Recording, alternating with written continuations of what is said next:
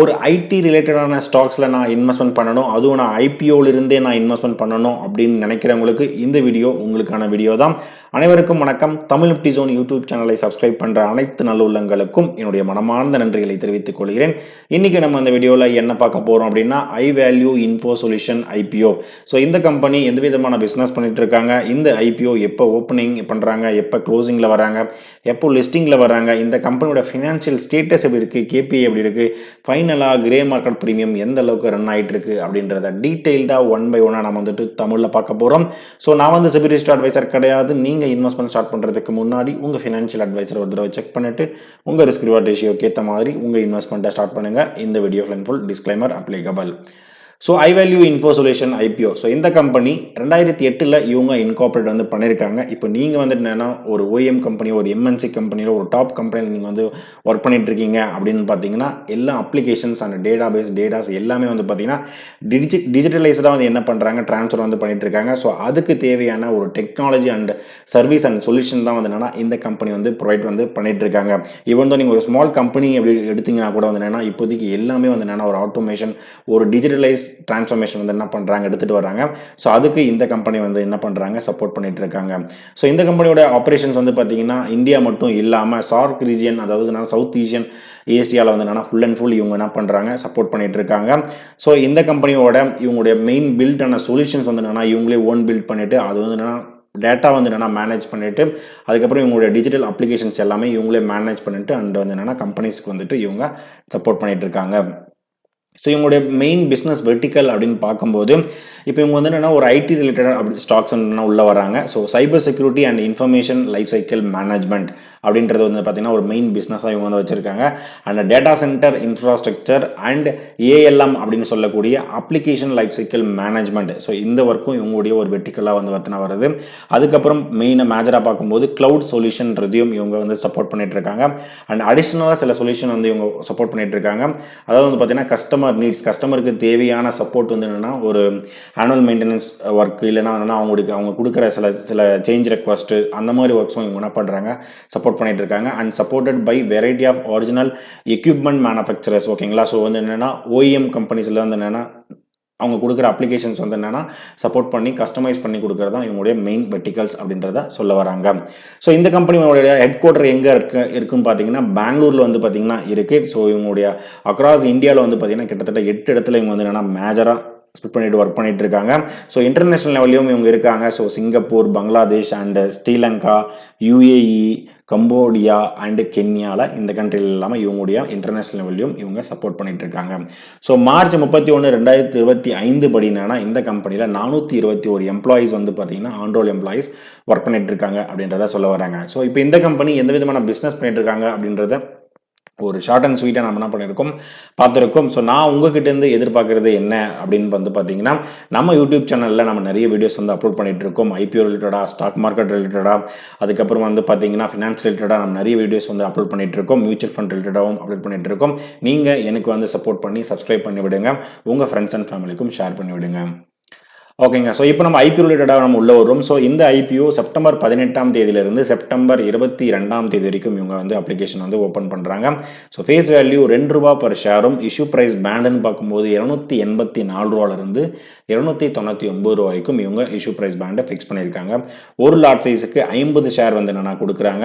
இவங்க வந்து பார்த்தீங்கன்னா கிட்டத்தட்ட 560 கோடியே 29 லட்சம் கோடிகள் அளவுக்கு இவங்களுடைய இஷ்யூ சைஸ் வந்து பார்த்தீங்கன்னா இருக்குது.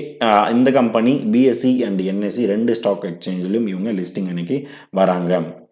ஸோ இந்த கம்பெனி வந்து பார்த்தீங்கன்னா IPO open and close date வந்து பார்த்துட்டோம். ஸோ அலாட்மெண்ட் செப்டம்பர் 23 அன்னைக்கு வந்து பார்த்தீங்கன்னா அலாட்மெண்ட் வந்து நான் தெரிய வந்துடும். செப்டம்பர் 24 அன்னைக்கு நமக்கு சப்போஸ் அலாட்மெண்ட் கிடைச்சது அப்படின்னா நம்முடைய டிமேட் அக்கௌண்ட்டுக்கு ஷேர்ஸ் வந்து கொடுத்துருவாங்க. அலாட்மெண்ட் நடக்கலை அப்படின்னா நம்முடைய பேங்க் அக்கௌண்ட்டுக்கு ரீஃபண்ட் வந்து பண்ணிவிடுவாங்க. ஸோ ஃபைனலாக லிஸ்டிங் என்னைக்கு வராங்க அப்படின்னு பார்க்கும்போது செப்டம்பர் 25 தேர்ஸ்டே அன்னைக்கு காலையில் 10 மணிக்கு இவங்க ஸ்டாக் மார்க்கெட்டில் லிஸ்டிங்கில் வந்து ஆகுறாங்க. ஸோ அதுக்கப்புறம் ஒன்று நீங்கள் நோட் பண்ணி வச்சுக்கோங்க. நீங்கள் எப்போ ஐபிஓ அப்ளிகேஷன் வந்து ரைஸ் பண்ணுறீங்க 18 22 வரைக்கும் பண்ணிங்கன்னா கூட அதிகபட்சமாக செப்டம்பர் 22 ஈவினிங் 5 மணிக்குள்ளே நீங்கள் என்ன பண்ணணும், உங்களுடைய யூபிஐ மேண்டேட் வந்து பெண்டிங் வச்சுருந்தா பண்ணி விட்டுருங்க. இல்லைனா அவங்க அக்செப்ட் பண்ணிக்க மாட்டாங்க. ஓகேங்க. ஸோ நம்முடைய சப்ஸ்கிரைபர் வந்து ரீட்டெயில் கேட்டகரியில தான் நெறைய பேர் இருக்காங்க. ஸோ ஒரு லாட் வந்து என்னன்னா ரீட்டெயில் கேட்டகரி ஒரு லாட்லேருந்து 13 லாட் வரைக்கும் நீங்க வந்து அப்ளிகேஷன் வந்து ரைஸ் பண்ண முடியும். ரூ. 14,950 மினிமம் இருந்தா மட்டும் தான் உங்களால இந்த ஐபிஓ வந்து அப்ளிகேஷன் ரைஸ் பண்ண முடியும்.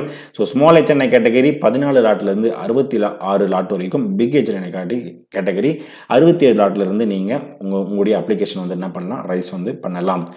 ஓகேங்க. ஸோ இப்போ வந்து பார்த்தீங்கன்னா, கிட்டத்தட்ட 560 கோடிய ரீட்டெயில் கேட்டகரிக்கு வந்து பார்த்தீங்கன்னா, கிட்டத்தட்ட 35% வந்து என்னன்னா ரீட்டெயில் கேட்டகரிக்கு ஒதுக்கியிருக்காங்க. QIB கேட்டகரிக்கு 50% அளவுக்கு ஒதுக்கியிருக்காங்க. NIE கேட்டகரிக்கு 15% அளவுக்கு ஒதுக்கியிருக்காங்க. இது ஒரு டீசென்ட்டான ஒரு அலோகேஷன் அப்படின்னு தான் நான் சொல்லுவேன்.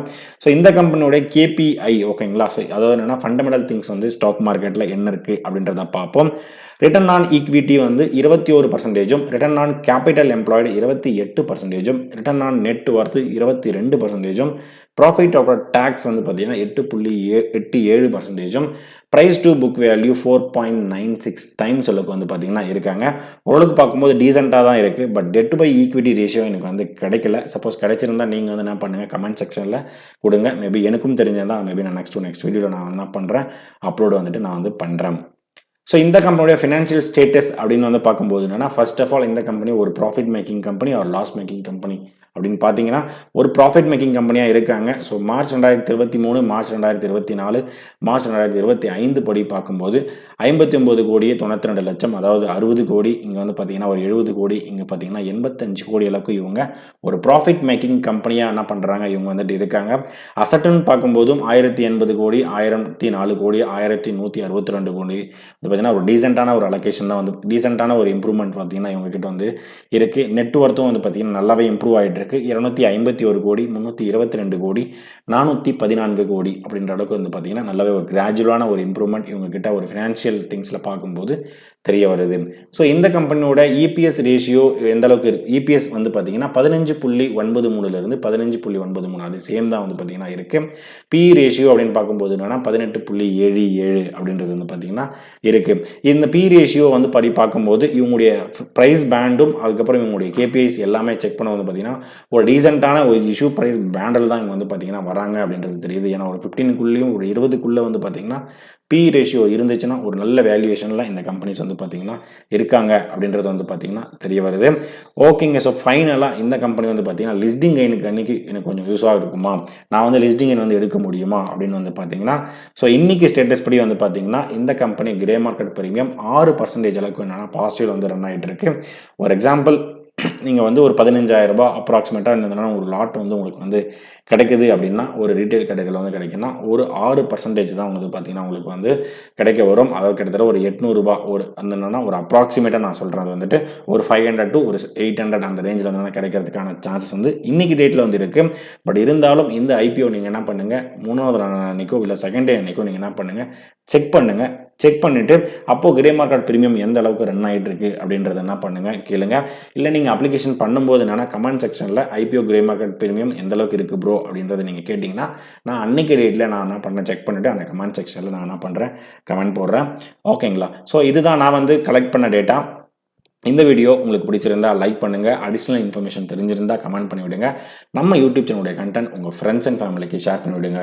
ஃபைனலாக எனக்கு சப்ஸ்கிரைப் பண்ணிட்டு சப்போர்ட் பண்ணிட்டு இருக்கேன் அனைத்து நண்பர்களுக்கும் நன்றி நண்பர்களே.